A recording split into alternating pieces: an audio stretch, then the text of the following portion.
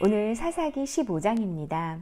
사사기 15장에서는 아내를 빼앗긴 삼손이 복수한 이야기, 그로 인해서 다시 블레셋 사람의 복수가 이어지고 다시 또 삼손의 복수가 이어집니다. 먼저 읽겠습니다. 이런 일이 있은 지 얼마 뒤에 밀 추수 때가 되었을 때 삼손은 새끼 염소 한 마리를 가지고 아내를 찾아가서 장인에게 아내의 침실에 들어가게 해달라고 부탁하였으나 장인은 그가 아내 방에 들어가는 것을 허락하지 않았다. 그리고 장인은 다른 제안을 하였다. 나는 자네가 그 애를 몹시 미워한다고 생각하고 자네 친구에게 아내로 주었다네. 사실은 동생이 언니보다 더 예쁘니 부디 그 애를 아내로 삼아주게.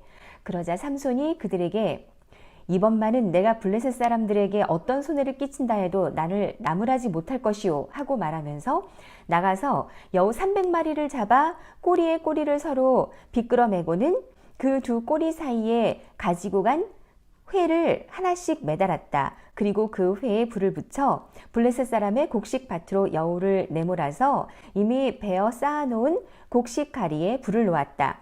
불은 곡식가리뿐 아니라 아직 배지 않은 곡식과 포도원과 올리브 농원까지 다 태워버렸다. 블레셋 사람들은 누가 그렇게 하였는지 알아보았다.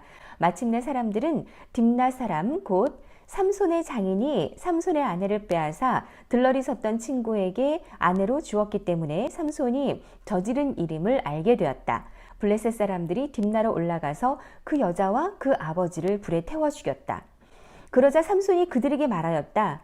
너희가 이렇게 하였으니 내가 너희에게 원수를 갚기 전에는 가만히 있지 않겠다.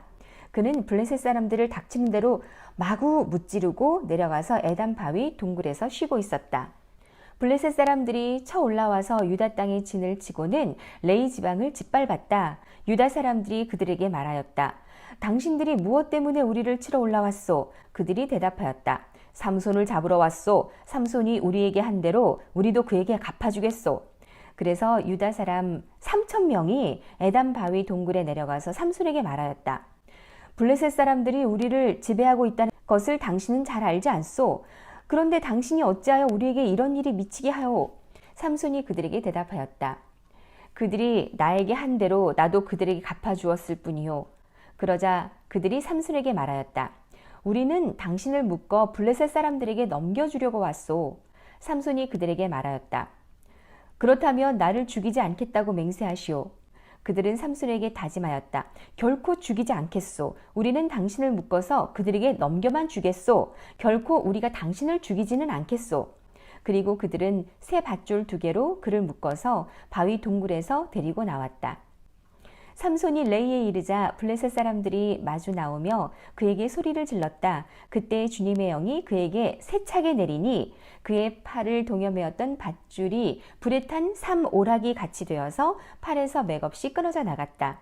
마침 삼손은 싱싱한 당나귀 턱뼈 하나가 있는 것을 보고 그것을 손에 집어들고 블레셋 사람을 1,000명이나 쳐 죽이고 나서 이렇게 외쳤다.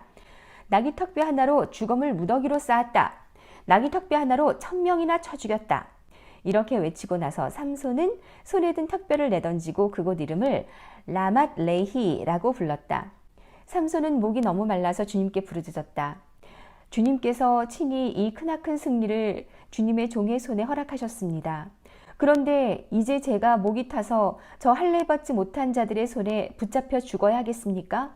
하나님이 레이에 있는 한 우묵한 곳을 터지게 하시니 거기에서 물이 솟아나왔다. 삼손이 그 물을 마시자 제정신이 들어 기운을 차렸다. 그래서 그 샘 이름을 엔하꼬레라고 하였는데 오늘날까지도 레히에 있다. 삼손은 블레셋 사람들이 다스리던 시대에 20년 동안 이스라엘의 사사로 있었다. 아멘. 어떻게 이런 일이 있을까? 여우는 어떻게 300마리를 잡았을까? 그 꼬리는 어떻게 묶었을까? 꼬리에 횃불은 어떻게 달았을까? 세 번역에는 싱싱한 당나귀 턱뼈, 금방 죽은 거는 아직 마르지 않았기 때문에 잘 이제 부러지지 않고 단단한 턱뼈 그대로 있는 건데 그 당나귀 턱뼈를 들고 1,000명을 죽였다고 개정개혁이나 영문 NIV를 보면은 내가 1,000명을 쳐 죽였다 이렇게 했어요. 그 다음에 바로 삼손이 목이 마르잖아요. 주님께서 내 손으로 죽이도록 허락하셨습니다. 이렇게 이제서야 고백을 하는 거예요. 그러니 나 좀 살려주세요. 이제 믿음 생활하면서 제일 유혹에 쉽게 넘어가는 게 나라는 유혹인 것 같아요. 내가 했어. 이렇게 말하고 싶은 그런 욕망, 그리고 교만함. 그럴 때마다 우리는 하나님이 하셨다 인정하고 자꾸 고백하고 이런 훈련과 연습, 그거로 인해서 나는 점점 낮아지고 하나님을 점점 높이는 제대로 된 신앙생활을 하게 되는 거죠. 저희 구역에 형제님이 계세요. 그분이 이렇게 말씀하시는 거예요. 물론 하나님이 하셨다고 하지만 그래요. 하나님이 하셨다고 쳐요. 근데 결국 인간의 손으로 했잖아요. 그러면은 인간한테도 좀 나는 이만큼 했는데 너는 이만큼 했어. 이렇게 좀 인정해 주시면 안 되냐. 왜 하나님은 이렇게 모든 영광을 다 가져야 만족하시는 분이냐. 왜 이렇게 이기적이시냐.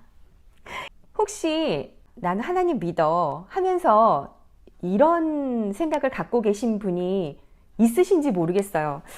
하나님이 누구신지 그리고 나는 누군지를 모르기 때문에 이런 질문을 충분히 그런 분들은 하실 수 있죠. 우리는 작은 일이든 큰 일이든 다 하나님이 하셨다고 인정하고 고백하고 그리고 사람들에게 증거하는 그런 자들이 돼야겠다, 이런 생각을 깊이 해봤습니다.